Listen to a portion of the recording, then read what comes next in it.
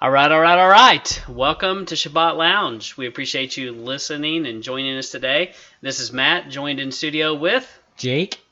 And we appreciate you coming along for the ride with us today. And as always, we appreciate any comments, likes, subscribes. We appreciate all of those who have gone in and done those things and given us 5-star reviews and iTunes, but we're in other places like Podbean and Spotify and YouTube, and we have a website called Shabbat Lounge. You can find us all over the place, and a Twitter account and a Facebook account. All over the socials and the interwebs. And just new, a TikTok. Ooh. So I'm venturing into that. But anyway, we appreciate you stopping by. And stay tuned for more. Well, Jake and I are coming to you live in studio. Hey, Jake. Hey, Matt. Well, this is Passover, and we are kind of in the middle of that time of year in the spring feast, and we've done Passover really, and now we're in the feasting of unleavened bread, and we have gotten rid of all the leaven from our house, and we are eating lots of matzah. And, do you have any great matzah recipes? No. No. My wife might. Yeah. I think it's olive oil and flour or something, and water. Yes. Something like that. I should know. So, You should. Yes. Right. So last night, in part of our shelter and quarantine in place, my daughter had a great idea of everyone, and you can use this, by the way, to entertain yourselves. And she had all of us create a PowerPoint. And, there weren't many rules to it, because I ask a lot of questions. I'm like, does this have to have words? And nobody gave me any answers, so I did a PowerPoint with just pictures, pretty much. And threw it up there. And so everyone had a different PowerPoint that they did. And then we put everyone's name in a hat. And then we drew a name out of a hat, and you had to present their PowerPoint, and you had never seen it before. Yeah, it was pretty interesting and fun. It was definitely fun. Mm-hmm. Kind of like impromptu speaking in a way. Yeah. So, and you had no idea what you're about to talk about. And the one thing people hate more than death. Yes. That's what we did for fun. and our group seems to think it's fun. So, I don't know what that says about us. Maybe that means we talk a lot. All good things, I'm sure. Yes, all good things. So, if your family's up for some adventure and tired of looking at the same four walls and doing the same stuff, I suggest you give that a try. It's pretty fun. Yeah. So, and so that's what we did. And I did a presentation on somebody else had made about how to make matzah. And so anyway. There's the tie-in. There's the tie-in. Eventually, we will come back around and chase our tail until we're back to the full. Stick around long enough. Yes.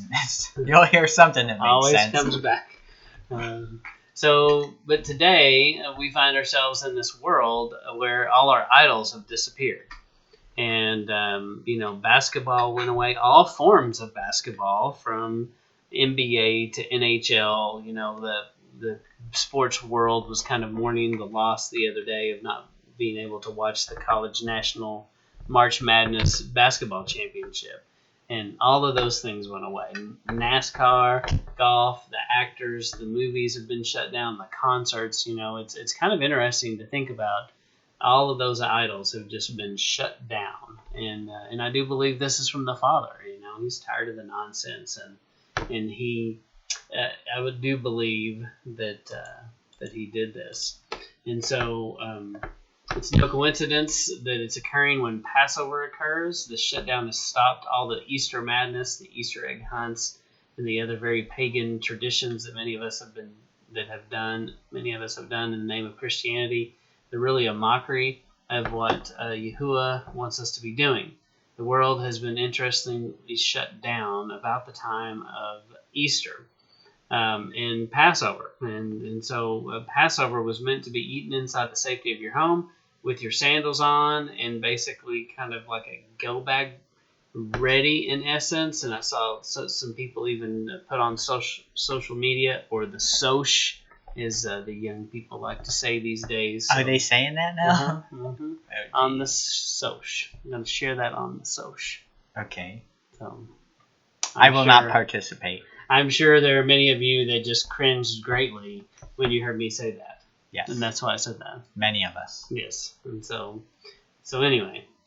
So Jake, you had some interesting notes and some thoughts, I think, about this. Well, I just think I thought when this was coming up, I was like, we should do something on like bugging out Hebrew style, because they were really the first bugger outers, if that's a thing. So they says in Exodus 12:11, and thus shall you eat it with your loin, talking about the lamb, with your loins girded, your shoes on your feet, and your staff in your hand, and you shall eat it in haste. It is Yahweh's Passover. So they're eating it in haste because they don't know when they're going to be called to leave. They're eating it with their bag on their back, their staff in their hand, and their belt on, and their shoes on, and they're like, I just picture them like watching the door as they're putting this food in their mouth, like, okay, are we going? Are we going? And so I think that's pretty interesting that he has them do that. And then, so for all the people that were like making fun of preppers, once this calamity has struck the world today, now those preppers don't seem so crazy, right? That's It's like, oh, you stored food. It's like that. You had toilet paper. Right? Who would have thought that would have been the hot commodity? Have you tried to find toilet paper? It's impossible. I'm like, who is finding it? And I think you have to be the old people to go to the old people time yeah, shopping. I guess. And then they go collect it all, apparently. I guess they just have storehouses and like they filled up their living room. You know, the room that has all the plastic on it. It is now like wall to wall toilet paper. You can't even get in there. That would be fantastic to see. I think they're making toilet paper forts out of it. You know, they're going back to their roots of, you know, being a child, and so we're gonna go into these people's houses, and you know, Grandma has made a big elaborate fort and a castle, and she's like living in it. Send us your pictures of that. Yes. We want to see pictures of toilet paper. Wait a minute. Maybe Grandma not. surrounded by toilet paper. We want to see the white, clean, brand new, unopened packages. Yes. Stacked like forts. Yes. Anyway. But it does make you wonder, where is it all going? Who's using it? What are people? Man, people must be really sick. Right. There's some bad stuff going around. Right? Where you just have to have this all the time. I don't know. So, Yeah, someone should be talking about that disease, because that is not the disease that everyone's talking about. because it seems to be pretty bad. Yeah. And the one thing I thought about that, alright, last thing on the toilet paper for crying out loud. I know everyone's talking toilet paper, but to me, that kind of shows where the hitch is in our supply lines. It's everything else we can get. It's the toilet paper. Someone really fell down on the job creating the supply lines for toilet paper. That's what I learned from this experience. Yeah, so you feel like there's a meme out there somewhere that's like, you had one job. Yeah, you had one job meme. But anyway, we didn't come here to talk about that. Matt might have. I did. I don't know. Anyway, so it tells you, eat this Passover meal in haste and be ready to walk out the door. And so that's what we do. You know, we get our bug out bags, and we look forward to, I don't know about you, we look forward to this every year. Is, okay, Passover is coming, get your bug out bag ready. You know, go through and purge all the old stuff that you haven't used in the past year, and maybe make sure it's up to par, kind of. In this case, it's like, okay, we're seeing some different things happen, like this might be what you bug out for kind of situation. And let's admit that if we're talking a second Exodus, there's no bugging in for a second Exodus. Everyone's bugging out at that point. But so we go through our bags, make sure we have all our stuff, and we have them for the kids, which is awesome. And they got to do. Before it was we were carrying all their stuff too because they were little. This year they got their own little bags and they got to fill their own bags, which they loved. It was fantastic watching them do that. And then we eat. Were there any paper airplanes involved? No. Or frogs? No. Origami frogs? Not in the bug out bags, but that was part of the other activities. What about horses? Were there any horses involved in the bug outs? Ellie wants the horses to carry her bug out bag. Oh, okay. Yeah. I'm And sure that's going to work out well. We'll see. I mean, because we all know that at Jake's house, it's overrun with horses. Yes. So Stuffed horses. Yeah. They're not going to carry you very far. Yeah. So we did that, and we eat our Passover with our bags on, and our shoes on, and our staff, and all this stuff, and ready to go. And so we look forward to that every year, and I just think that's cool that it makes it fun. It's fun because you're remembering what they did, and when you see the element of this could really be something we have to do. And so it's not just you're just doing it for fun. It's something useful, So being able to see that, especially this year with all the things going on, it's been neat. And then, so well, it really puts meat on the bones of this thing, I guess, if you will. Of this is an appointed time with the Father. This is a time specifically that He said, put this on your calendar, meet me here. There's a significance to it, and that makes sense what you're saying. So yeah. And so just to encourage folks to try it, do the bug out bag thing, and have a bit of supplies ready that you would need. I mean, the main thing in my bag is fire starting. I got 10 different fire starting methods, but who knows? You may never even need that. It all depends. We don't really know exactly how the second Exodus will actually play out, but to me it seems more. I know that's more of a Sukkot kind of event to talk about second Exodus, but to me it feels more like a Passover discussion because that's when these guys started bugging out for their Exodus. It was at Passover. So I think now is a good time to be thinking about that. Yeah, for sure. So just have some basic supplies, things, that can get you through to the next stage. Well, I think what this current world event is showing us is that just in general, it is prudent to be prepared, just like the wise virgins who had oil in their lamp. Yes. It's the same concept, of being prepared for the unknown. And but to take a slightly contrarian opinion to what you're saying, and I agree and I fully support, what you did there and with your children, and that we have to make these things fun and interesting for our children if we want them to grow up and do these things. I believe that is part of our jobs as adults and parents.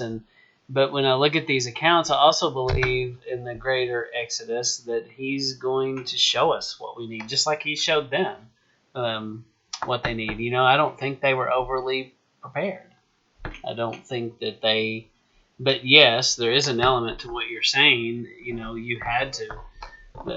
They had to prepare somewhat, because they took animals with them, and they had to have some kind of organization and some thought about what they could take. But they just took all the things they had, and as they're basically going out the door, the Egyptians are going, here, take these, take this gold. Yeah. Take my earrings, the silver, this whatever. I don't need it. I don't want it. Maybe. But it is an interesting concept for sure, and I do believe in just like them in the greater Exodus, he's going to provide for our needs, and so there is a fine line between being good old American reliance, pull myself up by my bootstraps. I don't need anybody. Right. Concept. And I think sometimes the prepping world can fall into that a little bit. Yeah. And I think there is a balance there. Yeah, you can't go crazy with it. I mean, you're still relying on Yahweh. Mm-hmm. But I do think there are a lot of people out there that are just like, I've got the biggest and baddest gun. Come and get it. Yeah. And I think and they that's will. the wrong and attitude. you will be dead. Yes. Yeah, I actually had people tell me, it's like, yeah, I'm pretty sneaky, and I've just listened to all these people and found out about all the stuff they have, and I know where they live, and if I need something, I will go get it, and I know I can do it. That's great. It might be, is that passive aggressive? I think so. I think that's aggressive. Yes, maybe so. No, but it reminds me of the what was the series of? It was like the short series of the Twilight Zone. That reminds me of the Twilight Zone episode where the guy has the underground bunker, and it's like back in like the Russians are gonna bomb us with nukes, and he's like telling his neighbors, "Hey, I got this bunker," and they're like laughing at him and picking on him, and then they leave, and then the siren blares, and they're like over pounding on his door, "Let us in your bunker," and then they kick him out and steal his bunker. Don't be the mob throwing people out of their bunkers. But yeah, and back to your point, I think the back then they probably had a lot less stuff that they would accumulate. Yeah, so it was easy to like grab a couple Yeah. things and leave. Yeah. Whereas today we got to kind of filter out. Okay, I don't need my bookshelf, but this knife I'll probably take with me. Something like that. But and they were expected to do things themselves in the wilderness too. They had to, if you think of the manna that they had to, it says bake or seethe it, right? Bake or boil it. They had to be able to make a fire. Gather it. Yeah. They had to be able to make a fire and that kind of thing. Gather which firewood. People don't know how to do these days. Mm-hmm. So, anyway. So that was just kind of my thought on... These guys were bugging out. And yeah. I think it's kind of interesting. And then I think the important, for me, with the way I take it is, and we have to start preparing our minds for breaking away from what we know. Yeah. And it's no different than these Egyptians. They were breaking away from the things they knew. And clearly, when they're in the desert for a little while, they're like, why couldn't we go back to Egypt where we had it so good? And, it just didn't take them long to be right there complaining. And I think that's the place where we're going to find ourselves is being in an uncomfortable position. And I think these events happening right now are preparing us for some uncomfortableness. And they're kind of warning shots going, hey, you better be prepared. Yeah. You need to be realizing that this world is not your home. You're just passing through, to borrow words from the old hymn. But that is the practice and the mindset that we need to be developing, that, yes, this isn't our home. And we shouldn't be so attached here. And that's hard because so many of us have really nice things and nice places and, beautiful views to look out. And we're proud of our house and feel like Yahuwah has given us these things. But we also have to be willing to walk away from it all because it is just stuff. Right. Yeah, I think all that is very, very pertinent and important to remember that at any moment it can all be taken away because it's Him that gives it to us. And it's interesting to see the whole world brought to its knees with something you can't even see. Yeah. It's Mhm. so I think it's interesting times. Yes, interesting times for sure. And I love how you participated with your children and made it fun and relevant. And I think sometimes that is missing in our movement. You know, people, I think it's important if you have small children to try to find ways to make it interesting. I know one time we took uh, hyssop, I guess. I don't know if we used hyssop, but we used a paintbrush. But we did a banner over the door and we painted it with red food coloring to simulate the blood on the doorpost. And I think those kinds of things are good. And we had the small children in our group participate in that, and I think that helps them remember and makes it tangible and helps them to see this is a real thing people did. It's not just a fairy tale story that really happened. Yeah. And anytime you can kind of make that come to life and make it show how it would be real, it's going to stick with the kids a lot better.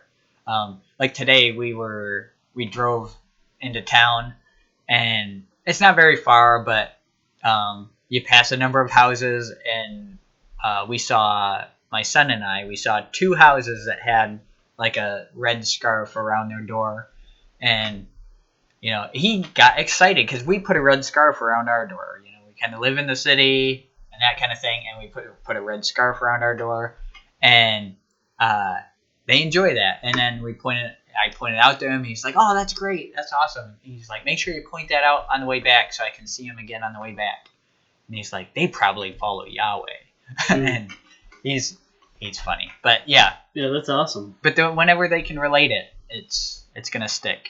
Yeah. All right. Well, that sounds good. I hope we gave you some things to think about, and for sure, pay attention to what's happening, and have your ears on, and I think especially what I hear, especially in this time of year, is to get the lev out, and no Jimmy Page here, but to get rid of the leaven and the noise, the background noise. There's so much background noise in our culture, our society, our world today, and we've got to purge ourselves from those and stop and start desiring to listen to our Father more than these other things. And I think that's a good place to begin on this journey. But anything else, Jake? Yeah, real quick.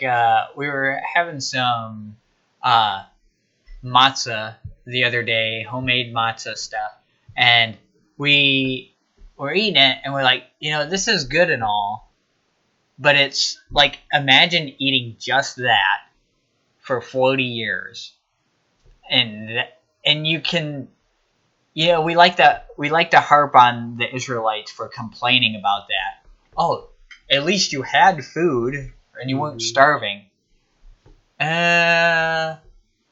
Yeah, I agree, but man, to go with just that for that long would be difficult. Mm-hmm. So I mean, some perspective maybe. Right. Mm-hmm. When the kids are like, "Hey Ma, what's for dinner?" Manna. Yeah. Same thing as yesterday. Yeah. And maybe a little quail. Yeah. So it's like, how many different combinations? I bet they got pretty clever with different combinations to come up with, and so maybe they probably did like a manna casserole. I don't know. I don't know either. But that was all I had, really. Yeah. All right. Well, we do appreciate you listening in, and thank you. Once again, we appreciate you taking time to tune in to Sabbath Lounge or Shabbat Lounge. And Jake, any last words? Nope. That's all I got. All right. Sounds good. Thank you for listening, and we'll catch you next time.